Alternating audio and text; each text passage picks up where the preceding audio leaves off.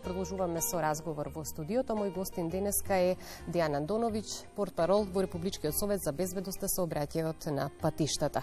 Културата и етиката во сообраќајот се учат од мали нозе. Самиот процес на едукација е далеку полесен за разлика од процесот на промена на навиките и културата во сообраќајот. Токму затоа неопходно е да ги учиме децата, но и младите на сообраќајна култура, односно сообраќајна етика од порана возраст.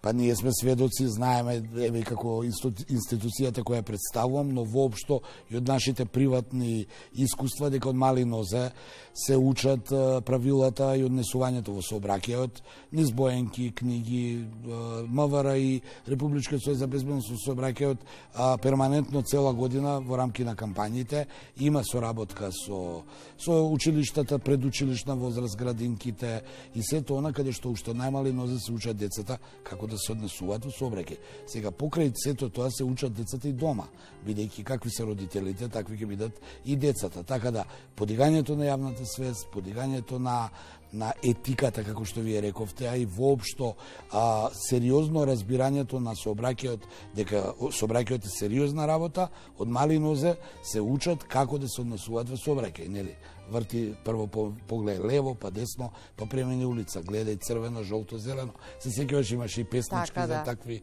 работи. Значи со генерации, нашата генерација, не сме веќе у таа возраст, и пред нас и после нас секогаш се учеле децата од најмали нозе за утре кои ќе пораснат да бидат одговорни учесници во сообраќај. Така. И полека се надоврзуваме на темата која што ја започнавме со самиот почеток на емисијата. Сообраќајната етика, но и јавната свест во сообраќајот покрај другото се стекнува и со полагање на возачки испит кој што знаеме содржи практичен и теоретски дел преку кој се учат основните правила и прописи кои треба да се почитуваат при активното учество во сообраќајот, пред се за безбедност на сите учесници во сообраќајот.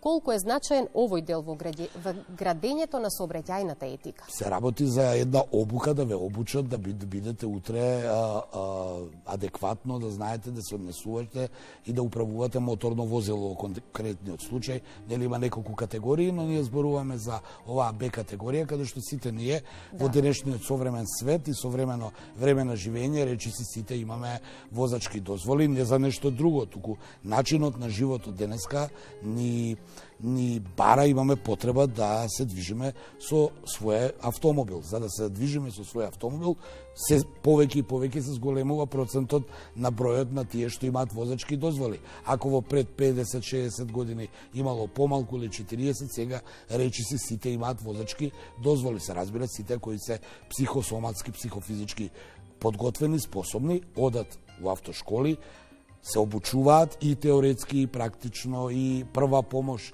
и сето она за да, она што веќе го знаете, да го усовршите, за утре кога ќе ги се образувате, да можете да управувате со моторно возило. Јас секогаш тие автошколи сум ги гледал и овака приватно како своевидно образование на високо образование или училиште или факултет. Да, вие може да сте само да знаете да поправате електрика, но ќе одите на факултет каде што ќе учите да научите електроинженерство за утре да знаете што е и како е. Така и со автошколите. Така да сите оние кои сакаат да имаат да управуваат со моторно возило, не само што треба, туку и законски се обврзани да одат, да извозат часови, да вежбаат со адекватно поставен човек, наречен инструктор, кој Едно е да кажете знам да возам и се чувствувам дека знам да возам, а друго е да пројдете низ оној процес на обука кој што го спроведува секоја автошкола. Можеме и да го упростиме. Едно е вие да го учите вашето дете бидејќи знаете да возите, како се вози автомобил, а друго е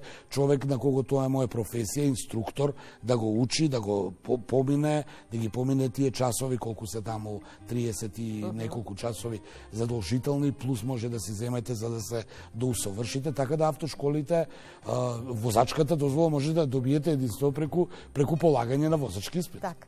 Претходно споменавме дека 3 скопски општини доделуваат субвенции за млади наменети за полагање на возачки испит. Меѓутоа, според велосипедистите, треба да се намали бројот на автомобили по улиците, да се развие јавниот превоз и да се развие велосипедската мрежа. Сега, зошто го велам ова?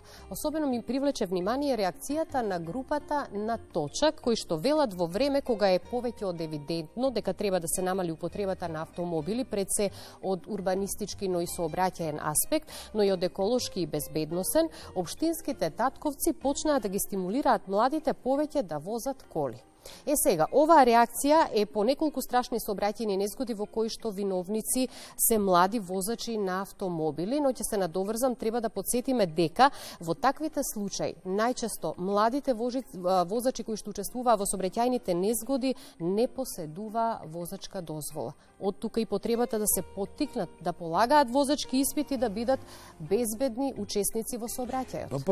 Први морам да кажам дека и тие кои реагираат, велосипедистите, веројатно сите тие имаат и возачка дозвола за автомобил од Б категорија, не за нешто друго, туку современиот начин на живење, сакале вие или не, имате потреба и итност да имате автомобил, особено во вакви градови како што е Скопје, кој веќе е милионски град, каде што не можете вие на велосипед да ја однесете сопругата која се пораѓа или да однесете итен случај или во некакви лоши временски услови да го управувате.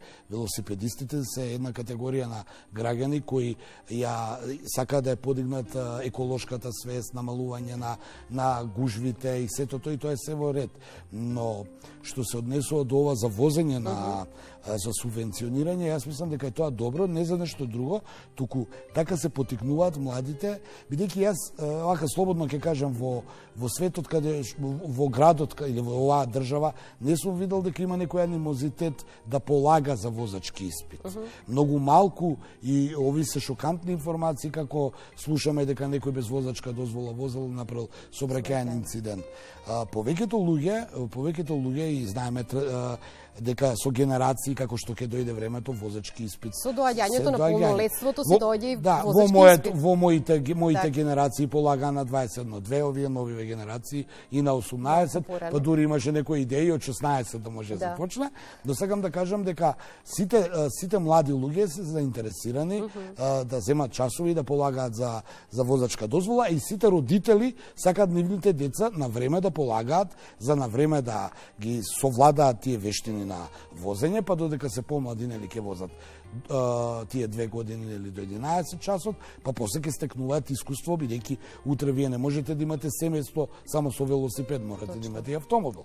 Така да, тоа ми се чини е добра, сега ако некој го прашува моето оценка, е добро да се помогне во субвенционирање, бидејќи сето тоа чини, па нормално, веројатно и многу семејства мора да тактизираат кога би ги уплатиле тие возачки часови за да се стекнете со возачка дозвола. Од друга страна, се извинувам, возењето без возачка дозвола е нешто друго. Е прекршок кој е противзаконски, а и остај што ја ставате главата во торба вие и некој што ќе се најде во сообраќајот во тоа време, туку и вие колку сте уопште обучени да возите автомобил, доколку не сте ги поминале тие часови и таа теорија и прва помош и на крајот на криштата лекарскиот преглед.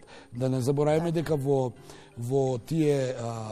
стекнувањето на возачките испити морате и лекарски преглед да поминете, па рефлекси, па очи, уши, гледате, слушате. Сето тоа има зошто и сето тоа е добро за сите оние идни возачи да го поминат, па потоа да седнат за воланот. И мораме да истакнеме дека општините покрај тоа што субвенционираат полагање на возачки испит, исто така имаат и субвенции за велосипеди, велосипеди и тротинети. Даваат поддршка и на оваа категорија учесници во сообраќајот. Па ние имаме кампања преку годината и за велосипеди, за тротинети, за Европска недела на мобилност која е некаде во септември-октомври, каде што се обидуваме како институција да не само да дадеме придонес, туку и да допреме до граѓаните сообраќајните, дека е велосипедите, електричните тротинети, независно се пешачењето, сето тоа придонесува и еколошки и поевтино и нема паркинзи и сето тоа, но имате состојби во животот, ајде сега малце општо зборам,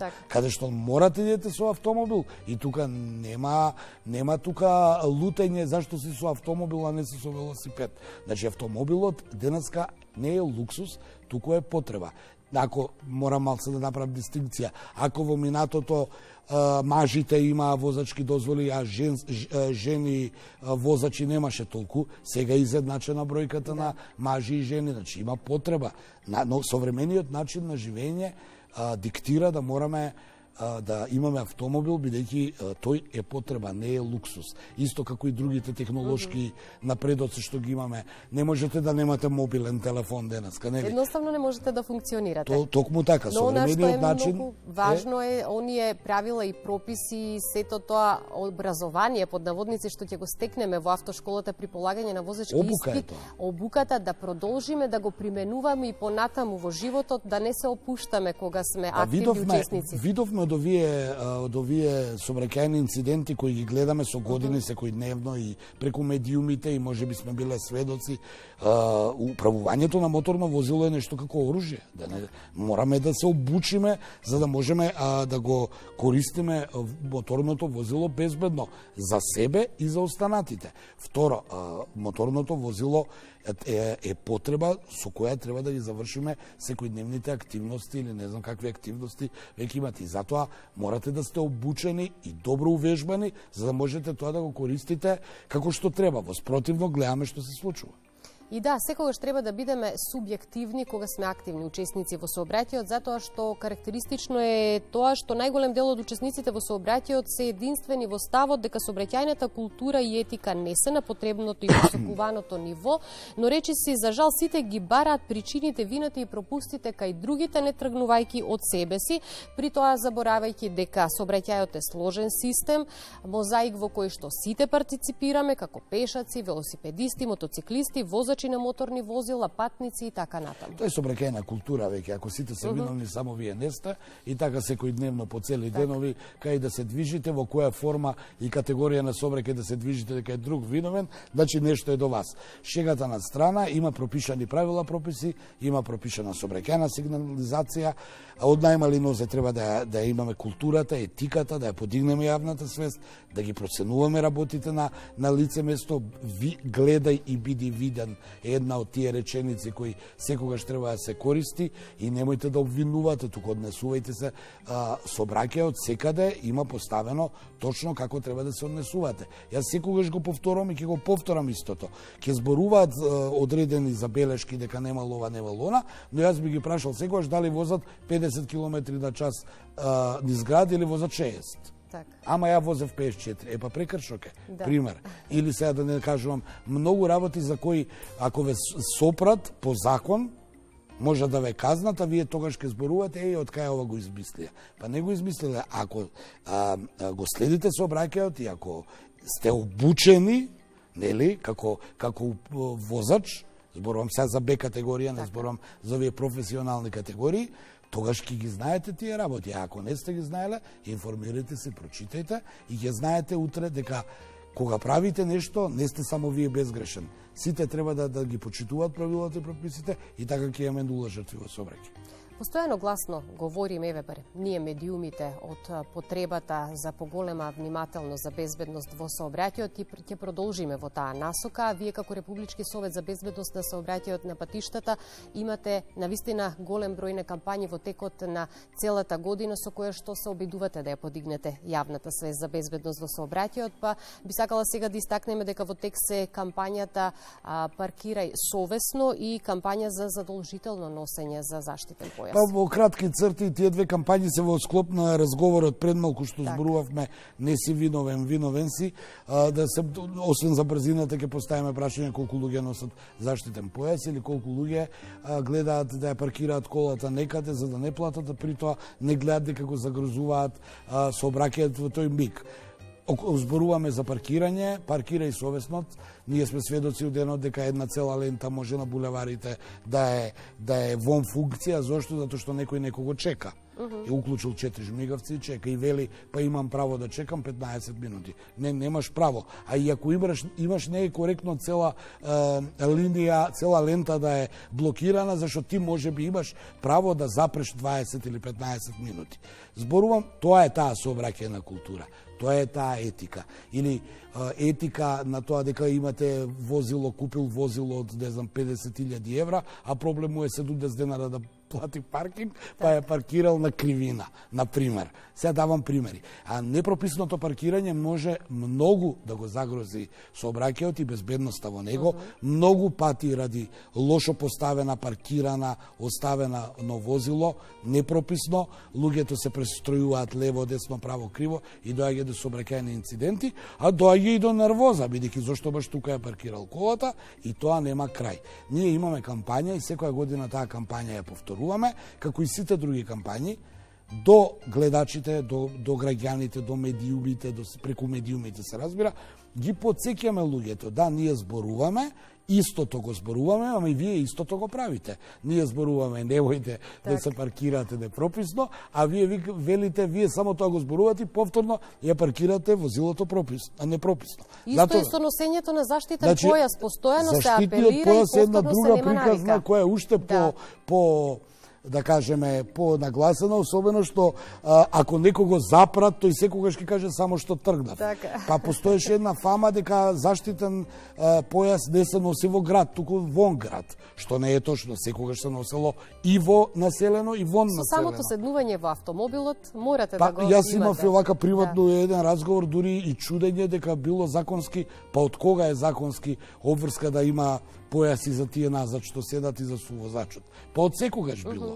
До 5 години деца треба да имаат онакво седиште, над 5 години сите се буквално обврзани да носат заштитен појас. Не за нешто друго, може полицајецот нема да ве види, не е проблем, но вас ве заштитува. Тој заштитен појас при кочење нагло и при некаков сообраќајен инцидент може да ве спаси, да не удрите главата напред, да не изместите вратот и сега да не зборуваме понатаму. Сето тоа е предвидено. Ако го почитувате и ако за 10 минути возење не сте мрзеливи да го ставите ременот, ставете го ременот. Боже, баш за тие 10 минути нагло ќе закочите, па ќе избегнете евентуална повреда. Затоа велам, јавна свест, сообраќајна култура, сообраќајна етика, почитување на правила и прописи. Сето тоа ако се го правиме, ќе имаме 0 жртви во сообраќајот. Во спротивно, секогаш е другиот виновен, гледаме што се случува.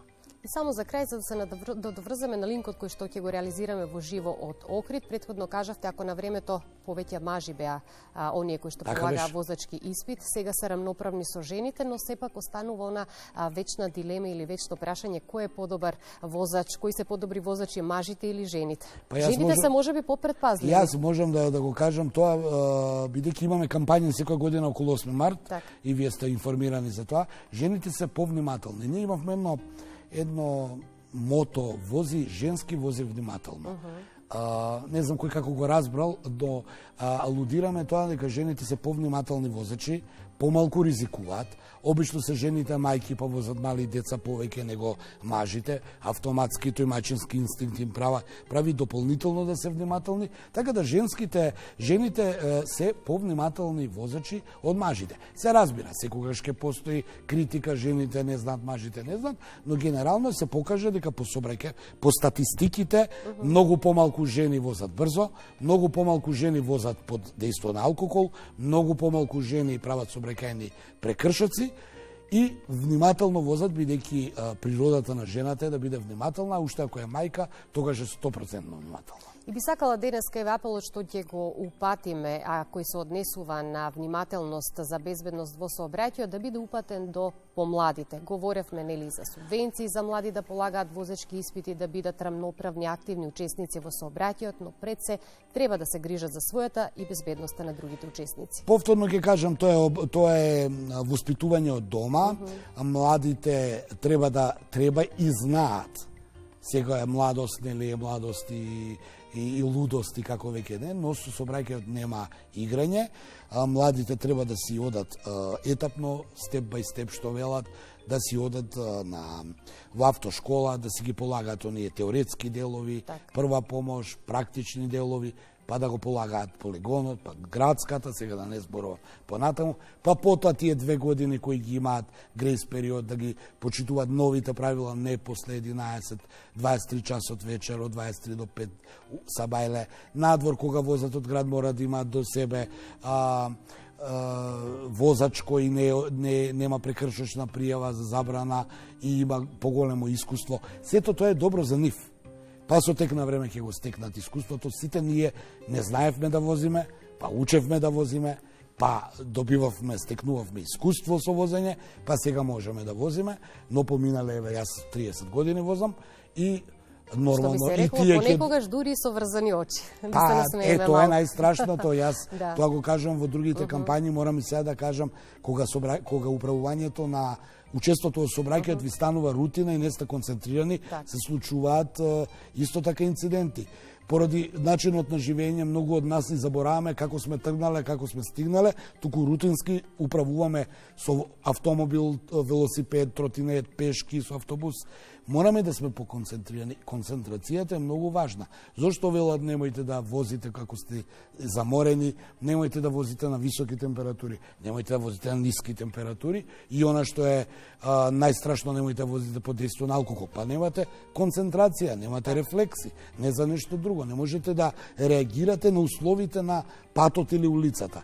Затоа апел, бидете концентрирани дека сте во сообраќајот, бидејќи и вашиот живот може да го загрозите и животот на останатите кои се во тој момент во сообраќајот, и апел до младите, како што рековте, одете, учете како што учите училиште, средно училиште, факултет, па и постдипломски докторати како што дадат, научите и одете во школа за автомобил, во конкретниот случај, научете, обучите се и образувајте се утре да бидете добри шофери. Така. Или возачи. Поттикнавме прашања и одговори со кои што подсетуваме да не се забораваат некои работи кои што навистина мораат да се почитуваат. Ви благодарам многу за гостувањето. Благодарам и на вас.